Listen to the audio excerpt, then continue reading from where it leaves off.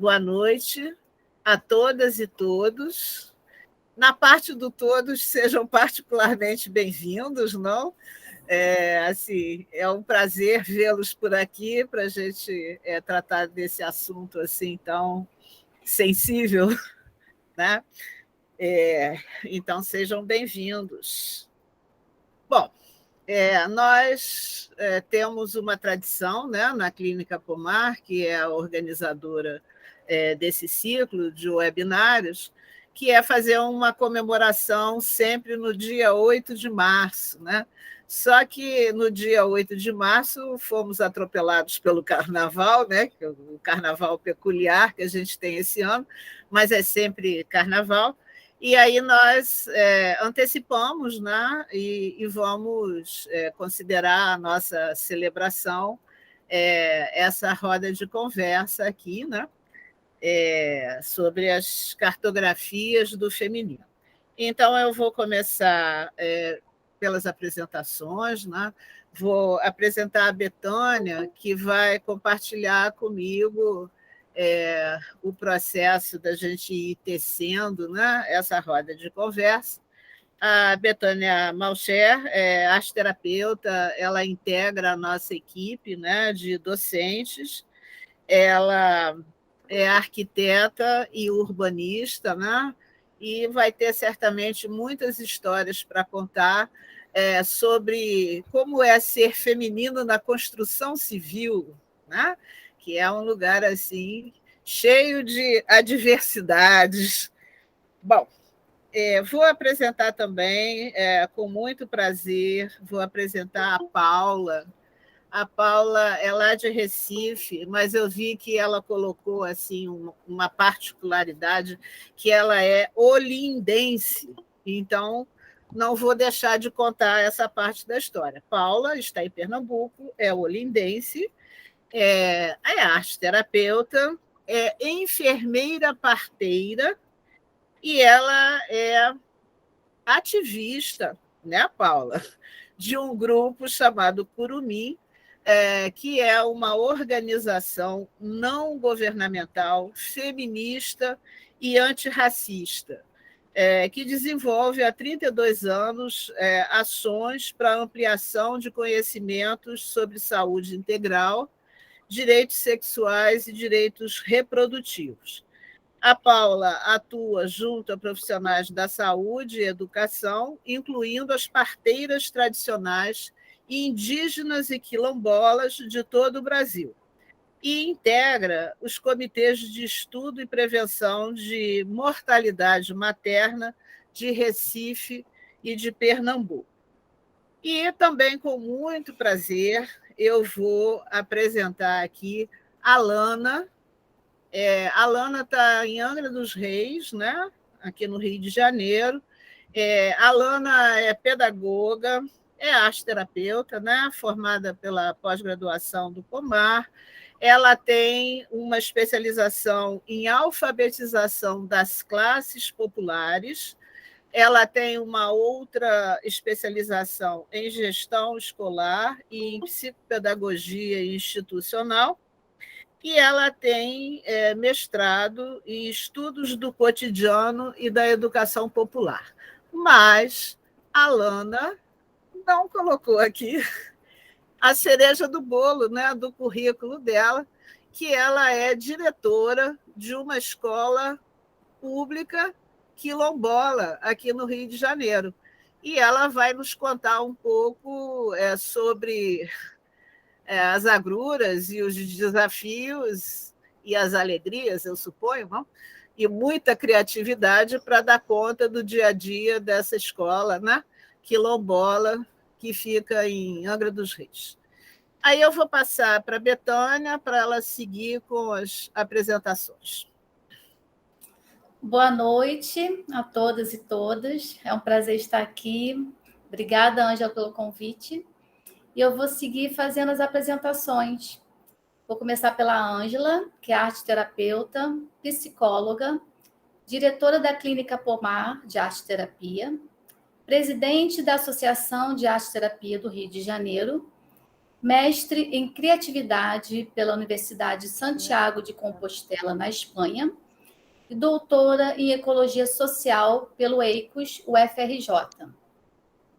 Vou seguir com a apresentação da Denise Nagem, que é arte-terapeuta pela Pomar, arquiteta e urbanista, minha colega de profissão pela FAO, UFRJ, pós-graduada em psicologia analítica pela Universidade Santa Úrsula, do Rio de Janeiro, focalizadora de danças circulares, artista plástica, terapeuta floral, cristal e aromaterapeuta, geobióloga, gineterapeuta, parteira da maturidade em formação, coordenadora e docente do curso de formação profissional Têmenos, Arte Terapia, no Rio de Janeiro, e é diretora de comunicação da Associação de Arte Terapia do Rio de Janeiro.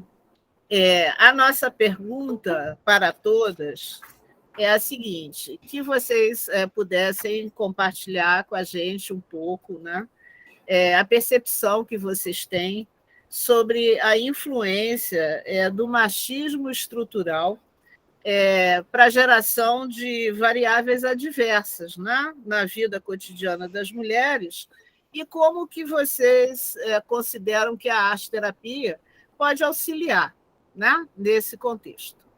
Então, nós vamos começar por aí. Sim. Então, eu começo trazendo um pouco da minha experiência profissional como arquiteta. Eu me formei já há bastante tempo, eu tenho 25 anos de profissão, e dentro desse tempo, né, eu era muito jovem e foi assim, desafiador, né, entrar nesse mercado, né, de obras e muitos homens, como fazer valer as minhas instruções, as minhas orientações, né, dentro de uma obra. Não foi fácil. Não foi fácil, mas naquela época eu nem pensava, né, na arte-terapia, não conhecia, mas de alguma forma eu já agia ali criativamente. Já tinha, já fazia, né, trazia dentro de mim esse aspecto criativo de lidar com essas situações adversas. Porque não é simples, né, você chegar num ambiente totalmente masculino, dando orientações para serem feitas, necessárias, importantes, e fazer isso acontecer. Então, você tem que, de alguma forma, crescer um pouco. Porque eu sou pequena, então você tem que crescer um pouco. Você tem uma orientação que ela precisa ser cumprida, né? Independente se nós somos mulheres e eles homens. Existe essa diferença. Então, eu consegui bravamente e consigo ainda fazer o meu espaço dentro dessa situação. Gente, boa noite. Um prazer estar aqui, uma alegria. Ângela, muito obrigada pelo convite. Eu me formei aqui sob a coordenação da Ângela, a Edna e a Cris Lopes, a Andréa Graupen. E aí eu agradeço, porque nesses momentos é que também eu me abasteço, né, para, dentro desse ambiente, né, da arte-terapia. Hoje eu sou integrante do conselho, da diretoria da UBAAT, né, me indicaram aqui de Pernambuco, porque eu estou, né, nessa função na vida já há algum tempo, né, de entender, né, esses processos das políticas públicas. Eu sou enfermeira, como a Ângela falou, já tenho 38 anos de formada, e fui inicialmente para a saúde mental. Tive a sorte de conhecer a doutora Nise ainda no Engenho de Dentro, né? Lá no hospital, mas voltei para a obstetrícia através de um olhar mais humanizado, e esse olhar eu encontrei, esse olhar não, essa prática, né, eu encontrei com as parteiras tradicionais, então também venho desde de 90, acompanhando e trabalhando para que as políticas públicas de saúde elas sejam mais próximas, né, das pessoas e das comunidades. E as parteiras elas são elo entre a comunidade e o SUS, né?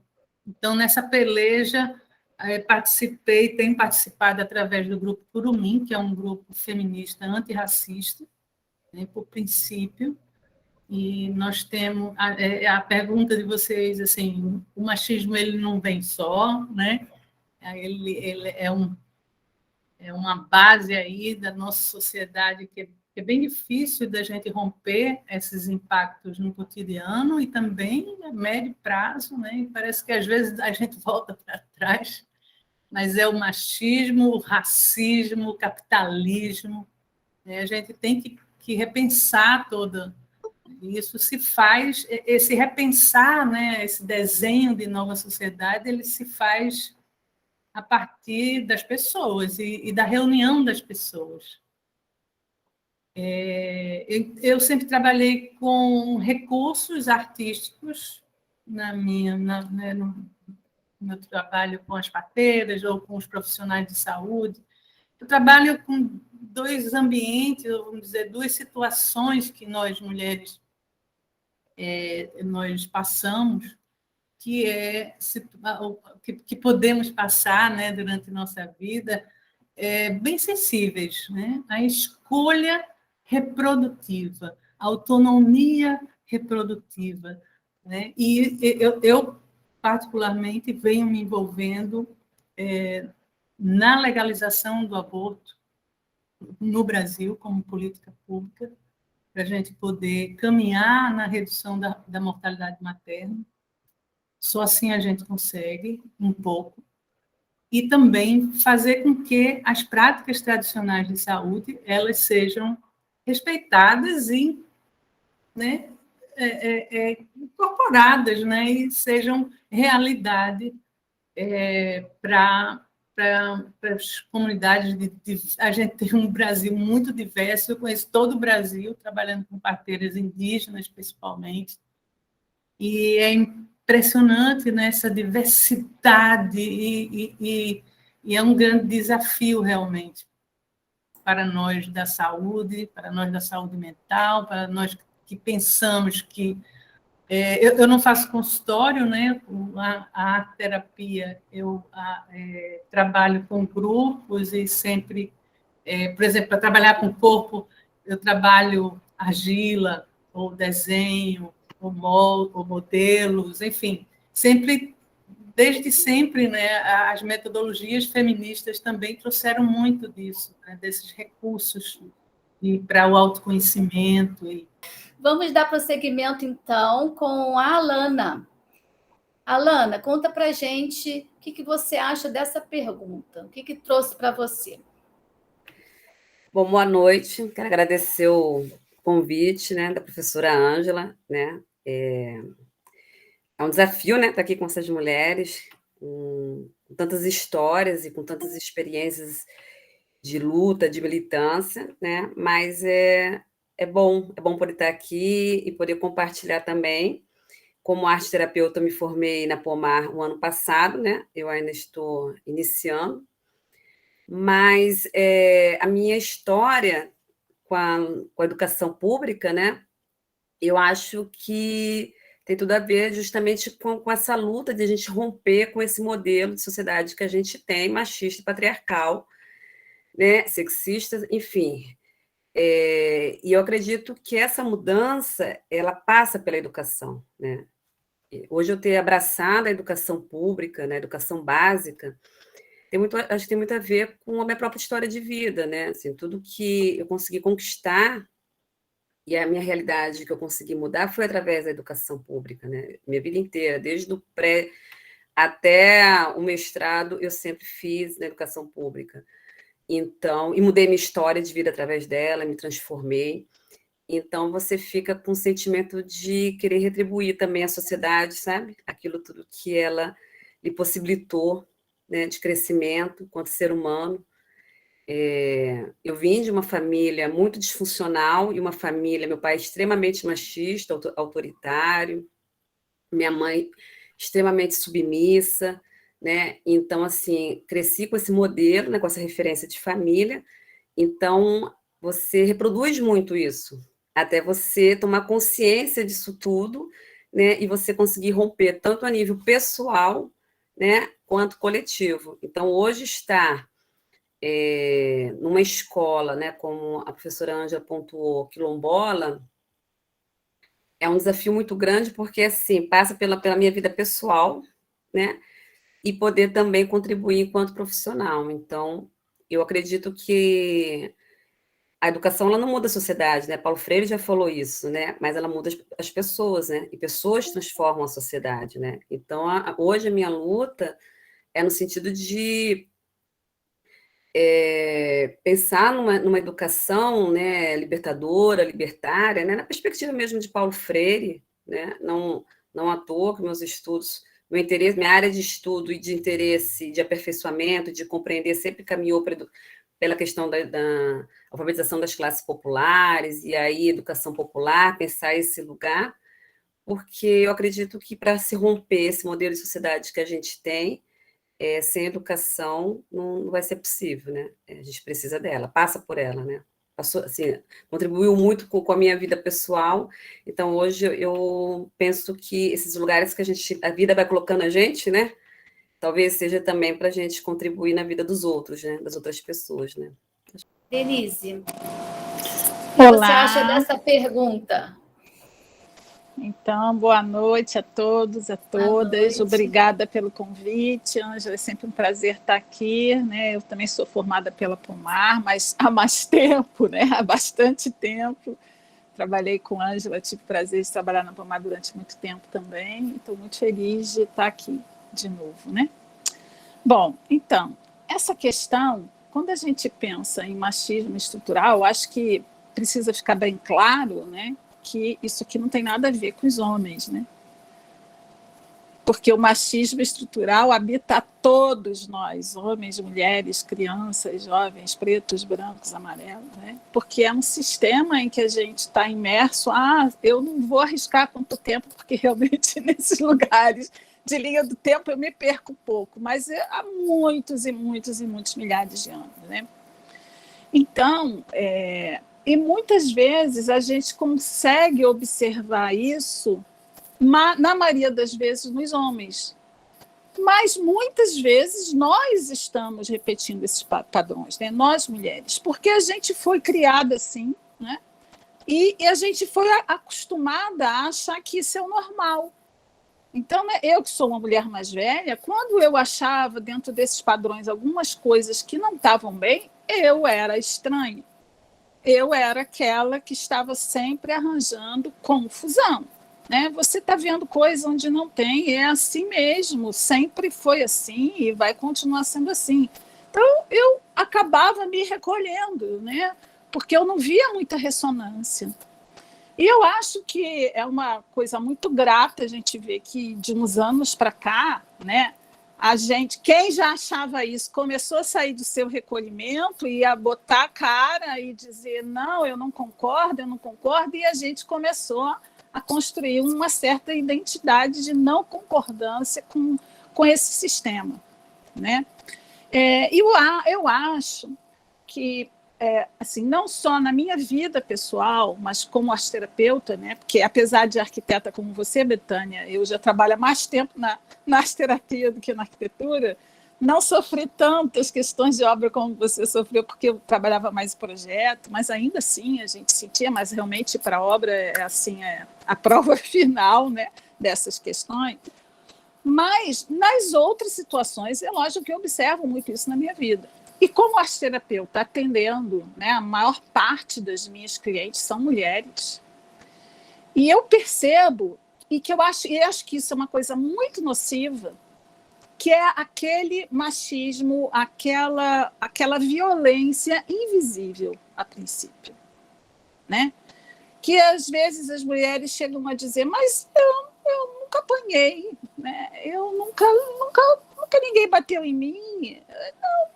E às vezes até bate, mas estava só, foi sem querer, nem machucou, né? E tem uma outra violência que é muito mais invisível do que essa, que é aquela que não deixa marca no corpo, né? É a violência psicológica, é a violência patrimonial, que não acontece só quando acontecem separações, não. Acontece quando te restringe, né, financeiramente, quando, de repente, tira alguma coisa sua, assim, é melhor para você que você fique sem isso, né? Eu estou pensando em você porque eu te amo, estou fazendo porque te amo. E as outras violências, né? A violência sexual não é pelo fato de você estar em parceria com aquela pessoa que você tem que aceitar tudo o tempo todo, né? Você não passa a ser, passa a ter um dono sobre o seu corpo. E isso tudo é muito naturalizado. E eu vejo em consultório que ainda hoje, mesmo mulheres jovens, têm dificuldade de enxergar isso. E eu acho que essas atitudes que parecem ser muito invisíveis, elas são as sementes para outras coisas mais visíveis, né? mais assim, absurdas e que às vezes não tem volta, né? Então, eu acho que no caso assim, né, da arte-terapia, como é que a gente pode agir tentando transformar essa situação, é de fato trazer uma consciência para essas mulheres. E aí eu diria assim, num primeiro momento, num campo individual, né, uma consciência de que não precisa ser assim. Por mais que todas as nossas gerações antes de nós tenham sido tratadas desse jeito, a gente pode não querer que seja assim. Então, aumentar a autoestima delas, né? Fazer com que elas compreendam que elas não precisam ser dependentes, porque muitas vezes elas até enxergam, mas a dependência, não só a dependência financeira, mas às vezes a dependência emocional mesmo, faz com que elas aturem essas coisas. Às vezes, por conta dos filhos, elas se sacrificam. E ficam muito perdidas nesse lugar. Então, acho que a arte-terapia pode fortalecer essa autoestima e essa dependência, né, para que essa conquista da independência, para que elas se afastem dessa dependência. E eu penso que os grupos de arte-terapia podem ajudar muito nisso, porque muitas vezes as mulheres acham que nunca sofreram nenhum tipo de violência, e é escutando as outras que elas conseguem identificar isso na vida delas, né? Porque elas passam a perceber que elas, mas eu vivo isso, já vivi isso, então isso também é violência, né? Então, ouvindo as outras, elas passam a se ouvir internamente. Então, eu penso que a arte-terapia pode ajudar muito essas mulheres a tentarem, né, terem mínimo de força suficiente para entender que elas podem tentar construir essas histórias de outras maneiras. Obrigada, Denise. Deixa eu falar mais uma coisinha, Betânia, que eu falei isso, esqueci. Não é Dia da Mulher, mas sabe que hoje, eu descobri isso de manhã quando eu estava assistindo o programa, hoje está fazendo 90 anos do decreto-lei do voto feminino no Brasil, o decreto-lei que Getúlio Vargas assinou, que dia legal. 24 de fevereiro de 1932. Então, olha que data! Isso. Sim, poderosa essa data. Muito bom. Obrigada, Denise. Então, eu queria pegar o gancho do grupo, né, de arte-terapia. Eu estou vendo aqui uma pessoa que está assistindo, né, a roda, está participando da roda, que é a Bernadette, que fez um trabalho muito interessante sobre os benefícios do grupo arte terapêutico para as mulheres, né? Mas ela pegou assim um viés bastante interessante, que é a questão da informação, né? O grupo é um espaço de interlocução, ele é um espaço de expressão, mas ele é um espaço de informação. E não ter informação é um modo muito perverso de violência, muito perverso, que a pessoa nem se dá conta que ela está sofrendo violência. E aí eu queria brevemente compartilhar uma experiência minha, né? Como profissional da área de saúde de linha de frente, aquela criatura que atende 40 pacientes por dia no posto de saúde, né? Então, assim, antes de eu me aposentar na Secretaria Municipal de Saúde, a minha última atividade profissional, né, como servidor público, foi num posto de saúde aqui no Rio de Janeiro, que atende 6 comunidades, sendo que uma delas tem um nome sugestivo, só para vocês terem a justa medida, se chama Favela do Rato Molhado. Então, dá para a gente entender mais ou menos por onde passam as questões. E eu escolhi deliberadamente fazer parte do grupo de planejamento familiar. Eu quis, além das 400 coisas que eu fazia lá, eu fui fazer parte do grupo de planejamento familiar junto com a enfermeira da unidade, sabe, Paulo? Nós tínhamos grupos para passar informações sobre métodos contraceptivos. E aonde eu quero chegar com essa história? Eu quero chegar no machismo estrutural, porque a gente recebia mulheres muito jovens, algumas com 30 anos, elas já tinham 15 experiências de interrupção de gravidez, pelas formas assim menos seguras, e assim, elas realmente desconheciam os métodos contraceptivos, e aí uma parte do trabalho era expressiva, a outra parte era informativa. E o que a gente via era as mulheres, elas não se sentiam com autonomia para fazer nada no corpo delas. Então, assim, não podia usar camisinha porque o meu parceiro não gosta de comer bala embrulhada. Não pode usar gel espermicida porque ele não gosta, porque fica tudo melado. Não pode usar diafragma porque ele acha que vai se machucar. E por aí ia a toada, né? Só que quem engravidava e depois saía buscando interromper o processo gestativo era a mulher. E, assim, era absolutamente natural para aquelas mulheres elas pensarem que o corpo delas era daquele companheiro, que estava ali de passagem, ele estava ali, mas que depois ele ia embora. Mas, enquanto ele estivesse, ele era o dono daquele corpo. E isto era absolutamente naturalizado. E a outra questão é que elas não tinham a mais vaga ideia do que acontecia dentro do ventre delas, do umbigo para baixo. Era uma região dos mistérios. Elas não sabiam o que acontecia. Só sabia que, de repente, tinha lá uma gestação que não era conveniente seguir com ela. Então, eu, particularmente, acho que isso tem a ver também com o machismo estrutural, porque o corpo é de quem mora nele. Que conversa é essa? Que eu tenho que pedir licença para usar um contraceptivo no corpo que é meu e achar que é assim mesmo?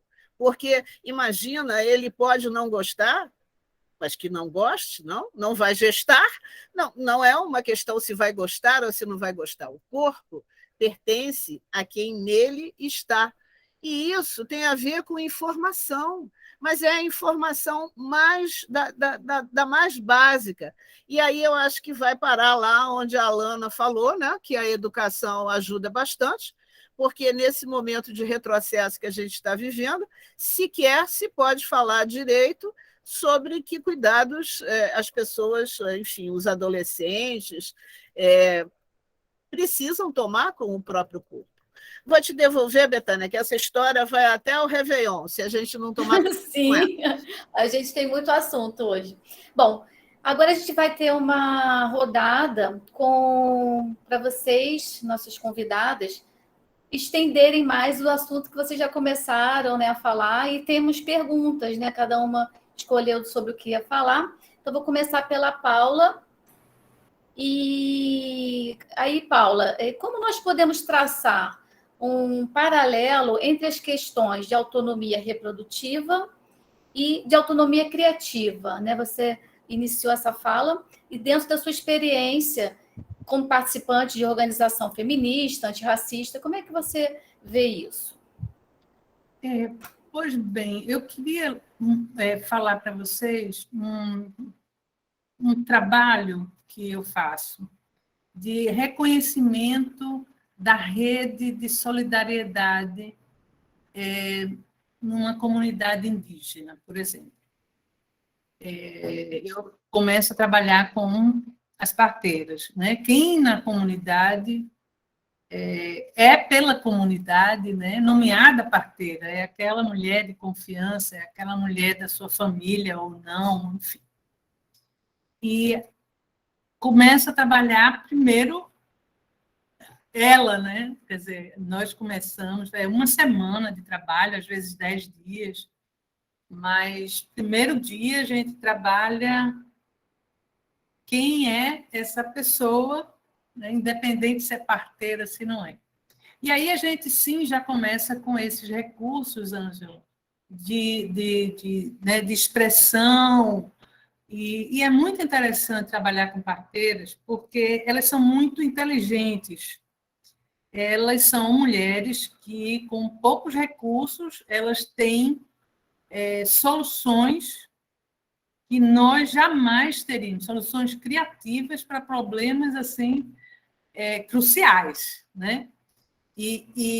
Então, eu sempre penso que nós temos essa capacidade, né, de ter capacidade de criar soluções para as nossas vidas, né? E esse trabalho de grupo, essa reunião de mulheres com alguns homens também, né? Nunca a gente pode pensar que a questão reprodutiva a gente, né, não tem que pensar junto com os homens também, mas nem sempre eles chegam, né? Mas tem muitos parteiros, alguns parteiros, e a sensibilidade é a mesma. Primeiro, a sensibilidade de conhecer o seu corpo, né, e poder expressar isso num barro, numa massa, ou no desenho. Depois, a gente trabalha o seu ao redor, né? Quem é sua vizinha, quem é o agente comunitário, onde mora, quantas ruas. E aí a gente faz a cartografia, Ângela, né, daquela rede.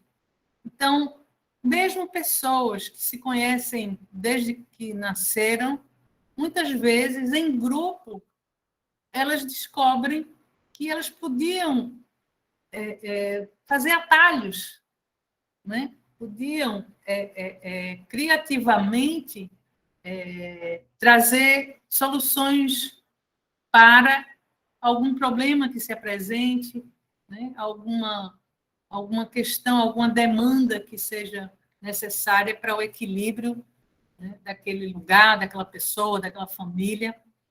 E é muito interessante isso. A gente faz um mapa de diagnóstico e junto com elas, né? Isso elas já fizeram, né, já estão muito mais próximas do que elas imaginavam, por exemplo, como um bebê fica dentro da barriga, né? Elas sabiam já como era, né? A gente vê isso, a gente pede para mulheres que nunca abriram um livro para desenhar, e elas desenham. Ou na argila, e elas fazem a representação, né?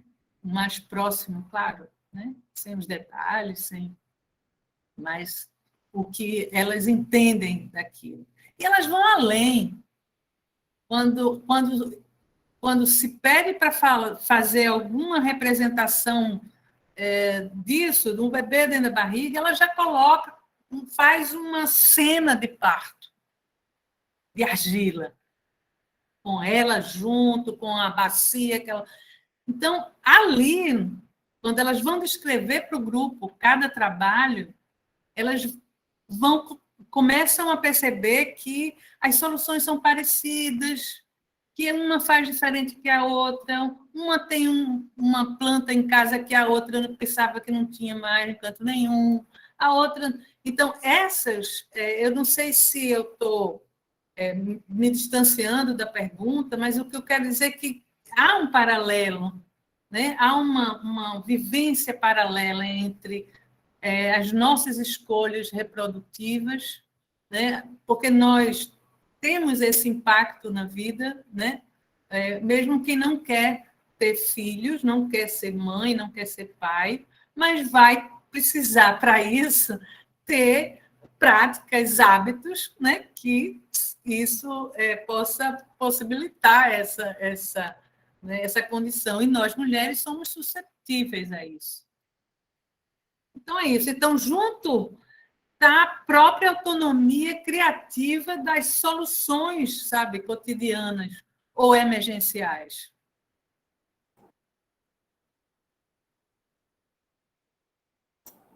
Obrigada, eu falar Paula. só um minuto. Oi, pode falar. Só para fortalecer Sim. um pouco o que a Ângela falou, a gente está vivendo, sim, um retrocesso.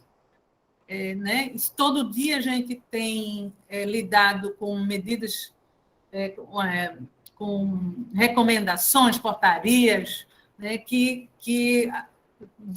30 anos atrás, né? Semana passada, o Ministério da Saúde sai com uma portaria que derruba todas as políticas sobre o atendimento ao parto e nascimento no Brasil. Eles cortaram, assim, para eles o parto tem que ser hospitalar com médico, né? Como se o parto fosse esse evento médico, né?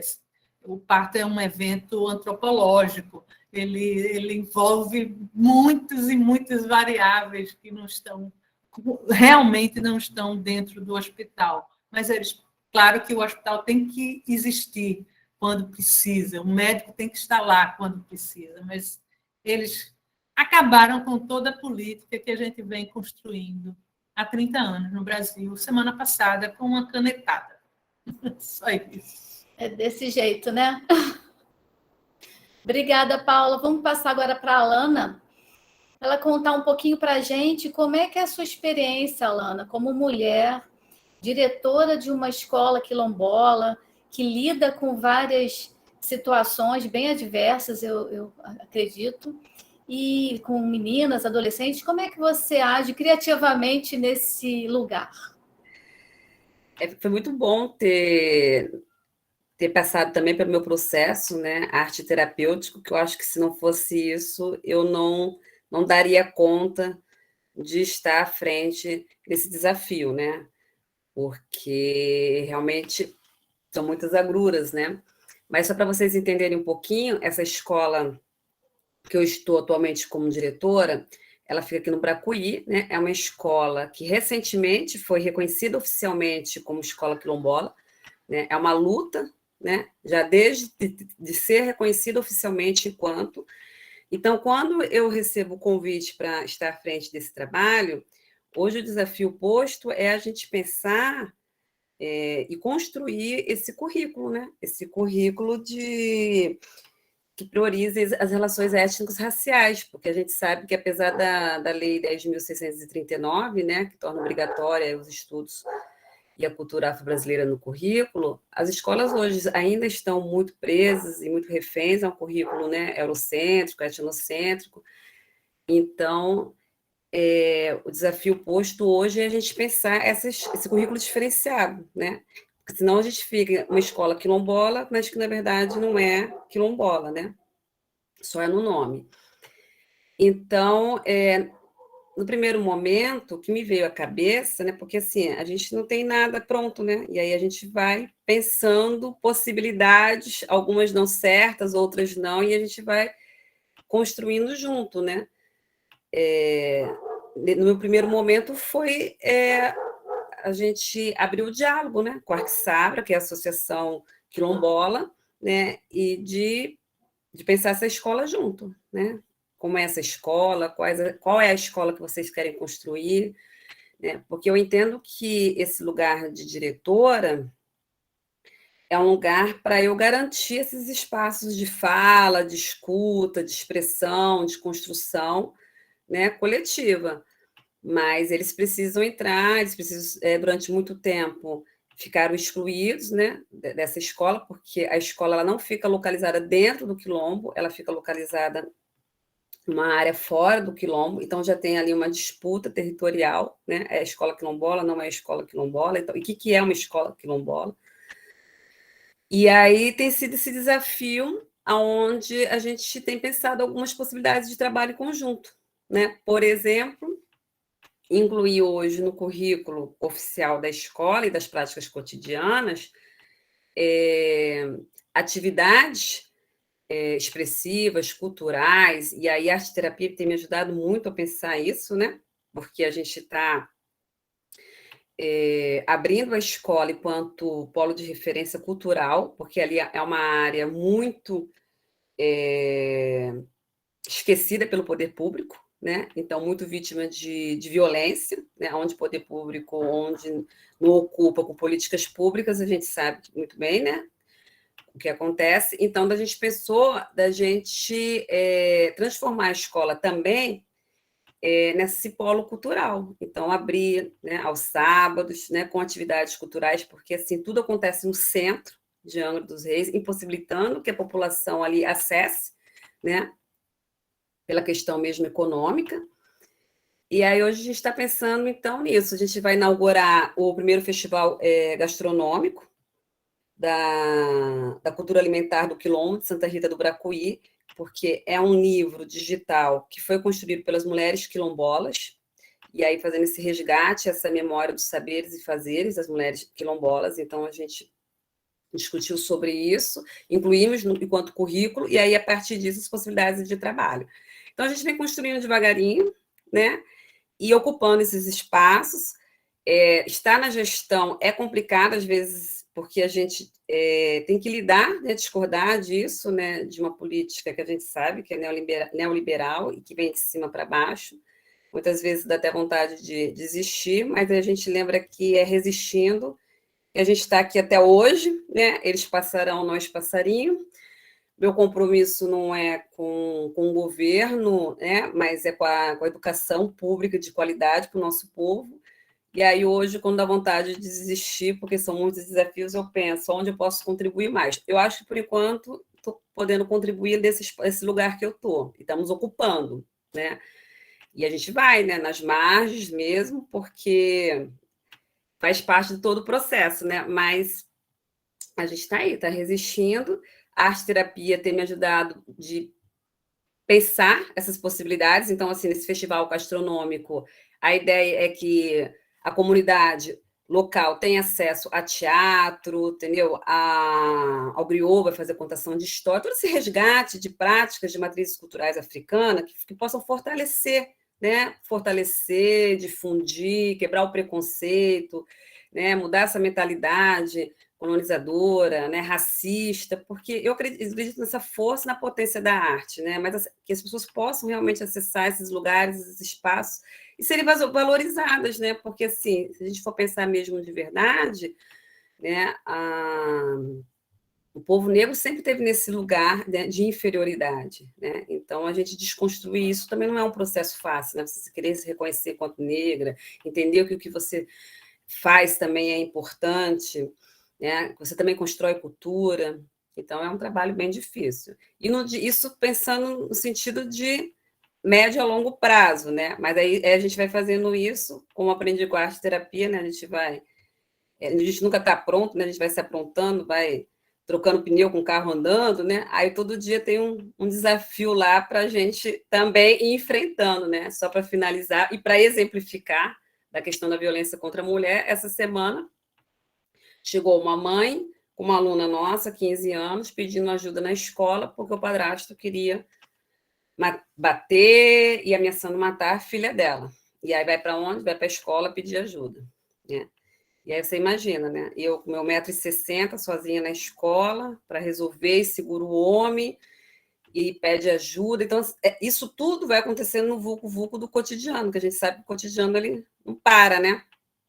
E como que a gente está nesse lugar e como que a gente fortalece essas mulheres para sair desse lugar de opressão, porque é grande a opressão, é muito grande, né? Então, não é fácil, né? Tomar consciência da violência, me tocou muito a Denise, que falou da questão da violência invisível, não é um processo fácil. Passei por isso na minha vida individual e hoje eu vivencio isso na minha vida profissional, e não é uma coisa tão...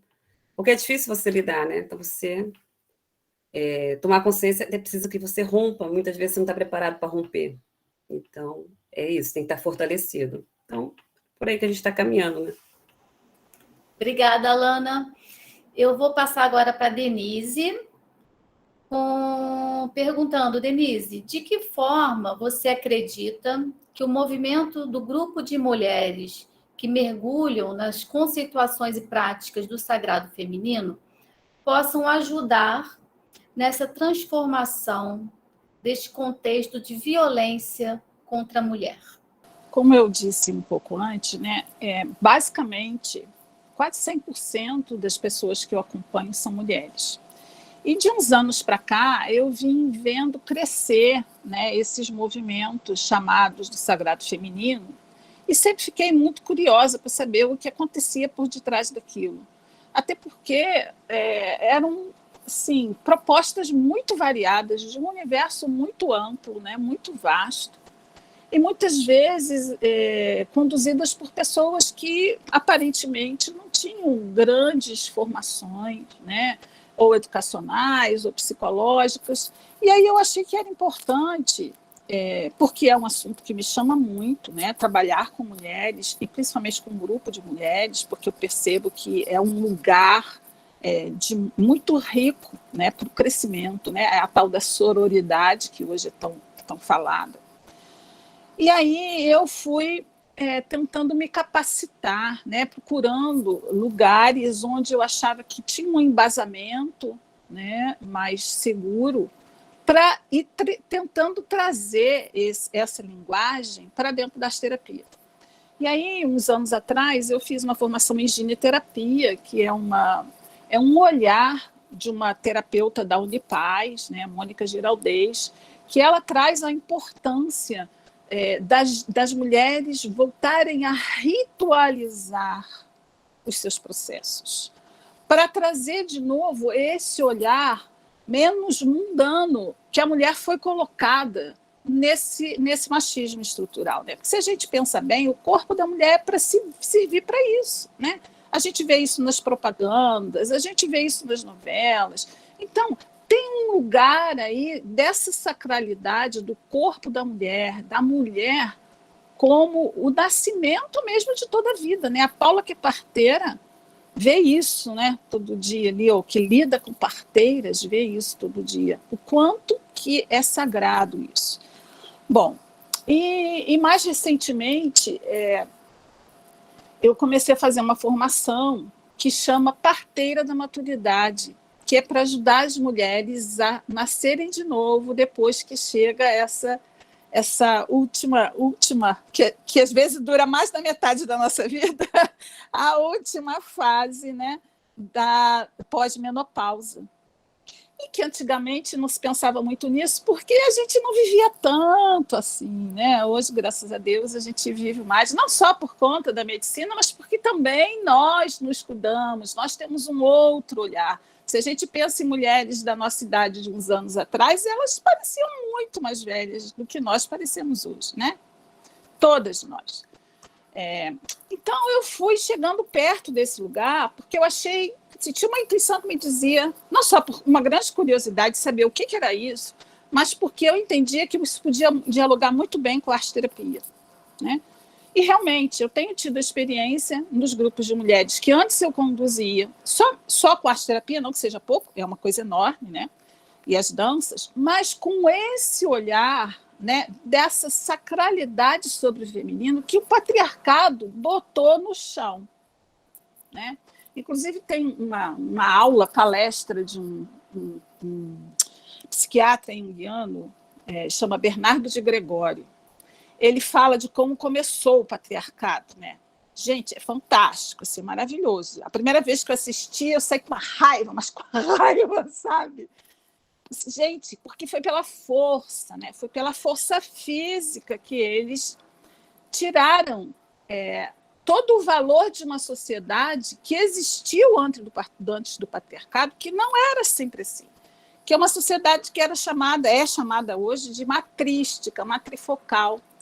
E também quem se interessar por esse assunto, pode procurar no YouTube, tem um vídeo de uma arqueóloga chamada Marija Gimbutas, que ela prova que essas sociedades existiram a partir das escavações, né?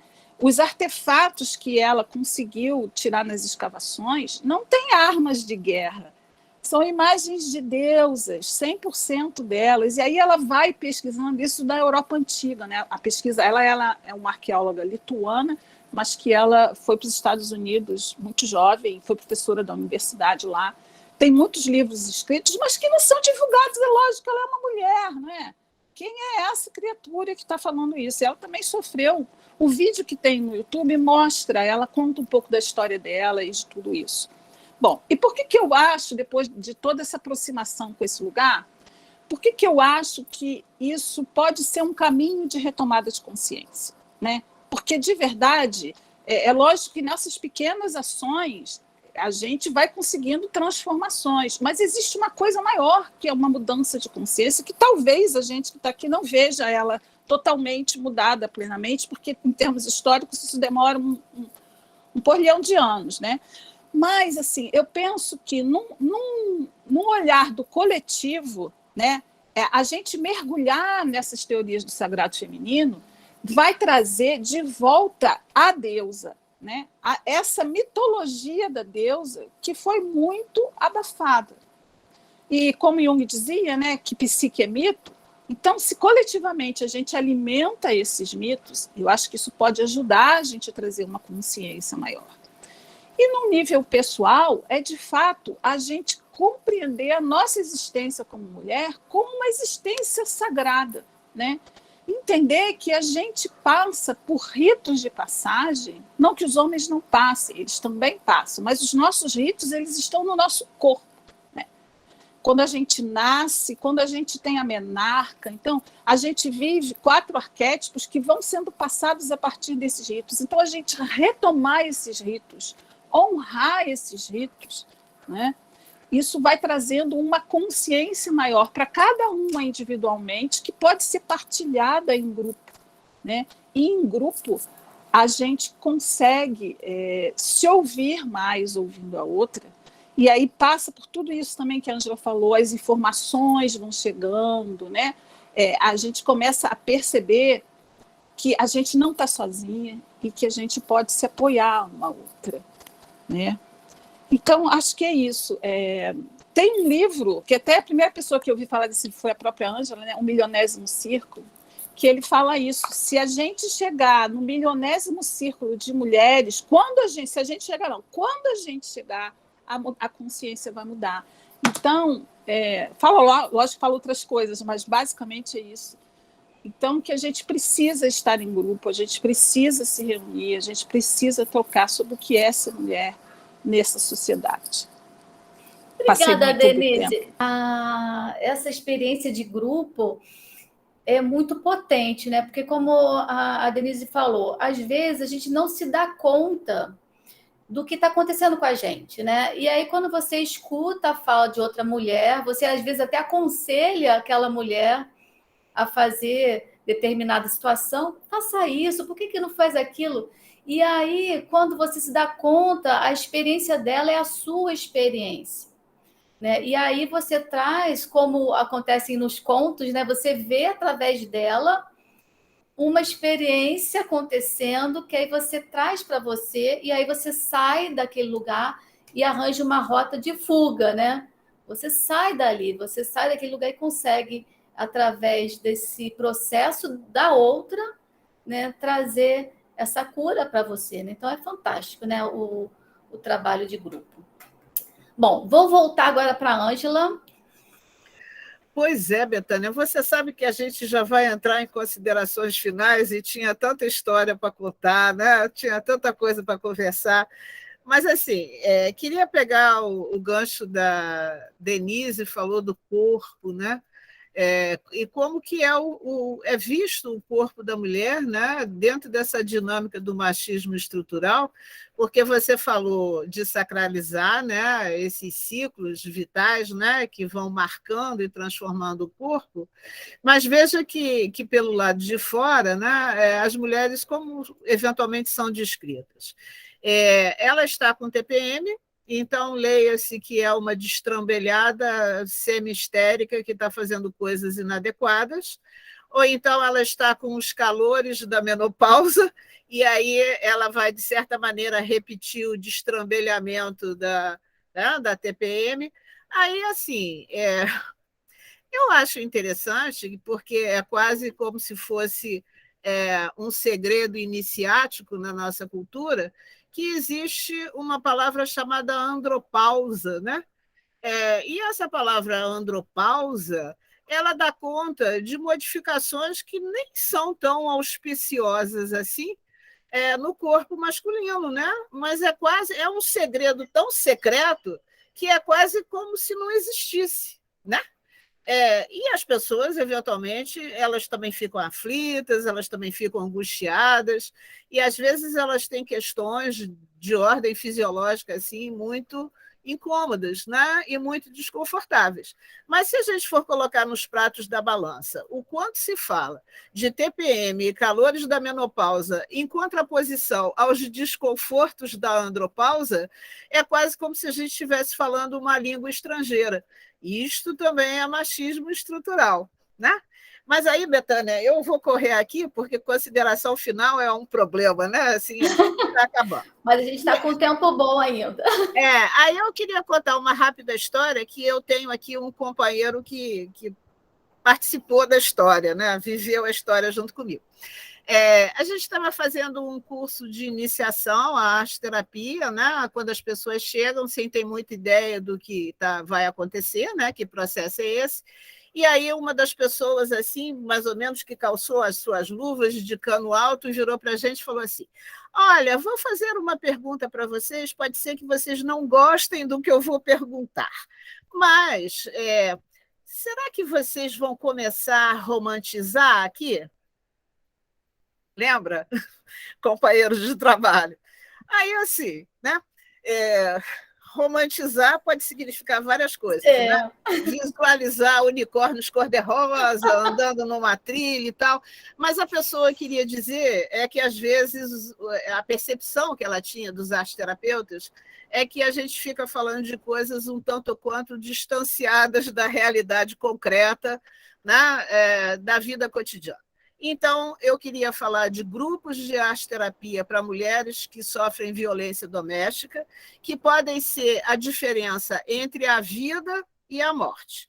Então, antes da gente abrir o portãozinho para que saiam todos os unicórnios cor-de-rosa, a gente pode falar para as mulheres antes dos coletes rosa, que são aquelas advogadas, né, que não cobram, que estão no Brasil inteiro, e que elas atendem de graça, né? Elas dão orientação. A gente pode falar daquela bolsinha que a pessoa bota as chaves, o dinheiro trocado, os documentos e o celular, porque se ela precisar sair correndo, é a sobrevivência dela. E, eventualmente, depois dessas coisas todas, a gente libera o unicórnio cor-de-rosa, né? Porque, assim, a gente tem que contrabalançar os processos expressivos à informação. Aí vou voltar lá na Bernadette, né? A diferença, às vezes, que é fundamental para uma mulher exercitar a autonomia dela, é ela ter informação, né? A ela saber a quem ela vai recorrer, qual é o caminho jurídico, para onde ela vai fugir, que providência ela toma, como que ela pede ajuda, e tudo bem. A gente usa aquarela, modelagem, costura, borda e informa. Para isso são os grupos, não um espaço de interlocução e de vivência da universalidade da experiência, mas também são lugares onde as pessoas podem ampliar sua percepção de mundo e podem descobrir que aquilo não é normal, não. Aquilo não é para acontecer, não, e de verdade a pessoa está mesmo correndo risco de vida, né? Mas se a gente não for muito claro nas estratégias, às vezes o desfecho pode ser muito ruim. Vou devolver para você, Betânia. Tá bom. Muito importante, né, Ângela? Vou passar agora para você, Paula, suas considerações finais. Eu sempre me preocupo quando nos trabalhos de grupo, né? Como eu falei, eu não trabalho em consultório, eu só trabalho com grupos e dentro da minha... E como uma das coordenadoras do Grupo Curumim, nós tem um programa no Curumim que trabalha com adolescentes, e a gente vem trabalhando, eu não diretamente, com educadores também, com grupos de meninas a partir de 10 anos. E, assim, é impressionante, é aterrorizador. É aterrorizadora a realidade dessas meninas que estão nas periferias, que estão... acho que é uma grande saída, né? É um trabalho do grupo, um grupo que dê confiança, que possa ser um ambiente, talvez o único que essa pessoa minha tenha, né? E acho que a grande saída realmente é a gente poder multiplicar essas experiências, né? Conseguir chegar. Vou passar agora para a Alana. Suas considerações finais, Alana. Bom, a mensagem que eu gostaria de deixar, né, para todas as mulheres que podem estar aqui conosco, nos vendo agora ou futuramente, né, que fica disponibilizado, é que, assim, não sintam vergonha de terem vivido uma relação abusiva e de terem sido vítimas da violência. Quem tem que ter vergonha é quem nos violenta, né? Eu digo isso porque, como iniciei minha fala, né, sobre a experiência da minha infância, da minha mãe ter sido vítima de violência doméstica. Então, você vai naturalizando essas relações, acabei entrando num casamento também abusivo, até também, através do grupo terapêutico, poder me fortalecer e romper, né? É um processo dolorido, difícil, mas é totalmente possível, né? Então, assim, existe todo um preconceito nessa história de que mulher gosta de apanhar. Não, a gente não gosta de apanhar, né? Seja a violência que for. Só que é difícil romper e a gente precisa se fortalecer em um grupo cada vez mais, né? Eu acredito na arte-terapia enquanto potência, né? Uma ferramenta importantíssima, né? Para ser esse espaço de fortalecimento, para a gente poder retomar, sim, a nossa consciência, a nossa vida. Então, é possível, sim, sair desse lugar, né? E iniciarmos uma nova vida. E aí eu gostaria de terminar com o poema de uma mulher que me inspira muito lá na escola que eu estou trabalhando como quilombola. Ela é griot, né, do quilombo, e ela escreveu esse poema, é Marilda o nome dela, ela é zeladora, uma mulher inspiradora, luta pelo quilombo, luta pela mulher, né, luta pela questão contra o racismo, assim, né, é uma militante nata, e as palavras dela é assim: negro sou eu, sou negro, sou trabalhador, sou pobre, mas vencedor. Tiro da terra o sustento, no pó busco o lamento de um povo forte e sofredor. Marilda de Souza. Obrigada. Obrigada, Alana. Denise, suas considerações.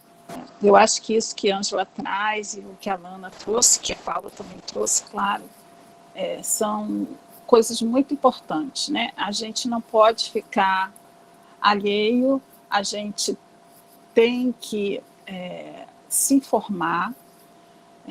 E uma coisa que ela traz, assim, não ter vergonha de estar passando por isso. Sim, pode ser diferente, não precisa ser desse jeito, mas não é fácil, né? É difícil, porque de fato as coisas não começam a acontecer da noite para o dia. E é muito importante que a gente não só esteja nos grupos, como a gente vai falando, mas que a gente também veja exemplos. Então, eu gostaria de sugerir, quem ainda não viu, tem uma série no Netflix chamada Made, escreve M-A-I-D, não sei se a pronúncia muito é essa que eu falei, que ela fala, é isso, né? Ela mostra justamente essa questão da violência que não deixa uma mancha roxa. E mostra todo o processo dela para tentar se desvencilhar daquilo, né? Então, como ela, muitas mulheres já passaram por isso, e infelizmente muitas ainda irão passar. Então, esse apoio, né, essa escuta, essa troca, ela é mais importante do que qualquer coisa. Também tem no YouTube o próprio filme que fala da Lei Maria da Penha, né? Conta a história dela e tem depoimentos também de outras mulheres que também passaram por esse lugar de se deixar ser abusada, né, de se deixar ser violentada em todos os níveis, muitas vezes simplesmente com medo de deixar de ser amada. Então a mulher suporta muitas coisas. Então, assim, existem outros caminhos, mas a gente precisa estar junto, né? A gente precisa estar junto. E eu queria deixar uma oração, né? Porque dentro desse patriarcado, né? Até as deusas não têm espaço. A gente sempre fala de Deus, né? É sempre até as figuras da espiritualidade, na maioria das vezes, são homens. Então, eu trouxe para vocês de um livro que é um livro de orações a deusas. É a deusa, mas tem várias deusas aqui, um livro de oração para várias deusas. As orações são um pouco grandes. Então, eu no primeiro momento, eu tinha pensado em abrir o livro e ver qual deusa que nos caberia agora, mas eu acho que as orações são um pouco grandes e vou passar do meu tempo. Eu vou trazer aqui uma oração menorzinha, que é uma antiga oração. É uma antiga oração à deusa. Lá daquela época, quando a gente vivia uma sociedade matrística, matrifocal, então, essa oração vem de lá. Permite que haja em ti beleza e força, poder e compaixão, amor e humildade, gozo e reverência. Tu, que anseias me conhecer, deves saber que tua busca não será proveitosa, a menos que conheças o mistério. Se o que buscas não encontras em ti, nunca o acharás fora. Eu tenho estado contigo desde o início dos tempos e sou a obtenção final de teus desejos. Antiga oração a Deus. Obrigada, Betânia, obrigada, Ângela. Obrigada, Denise. Depois compartilha com a gente esse título e o autor, tá bom? Então, finalizamos a nossa roda com louvor. A gente podia ficar aqui horas conversando, porque assunto aqui não falta, né? Porque a gente sempre, um relato de uma vai certamente despertar em nós, né? Alguma lembrança nossa ou de algum familiar, de algum amigo. Então, eu queria, antes da gente desfazer, né, o nosso círculo, compartilhar com vocês uma fala da Clarice Estés, que é uma autora muito respeitada aqui no Brasil, né? Que o livro dela, Mulheres que Correm com os Lobos, é muito lido. É o jardineiro que tinha fé também. Mas essa é uma frase pequenininha, mas não é de nenhum desses livros, não. E é um livro que eu acho que nem foi traduzido por aqui, que diz o seguinte: se você ainda não foi chamado de desafiadora, rebelde e incorrigível, tenha fé, ainda dá tempo. Então, fica a lembrança para vocês. Já fui chamada de desafiador. Assim disse Clarice Estés. Obrigada pela presença de todos, obrigada aos companheiros, né, que vieram aqui hoje, fico muito feliz com a presença de vocês, né, que tem aquela música tão bonita, né, se todos fossem iguais a vocês, né, porque realmente são completamente bem-vindos. E até a próxima. Né? Até a próxima. Muito obrigada por tudo.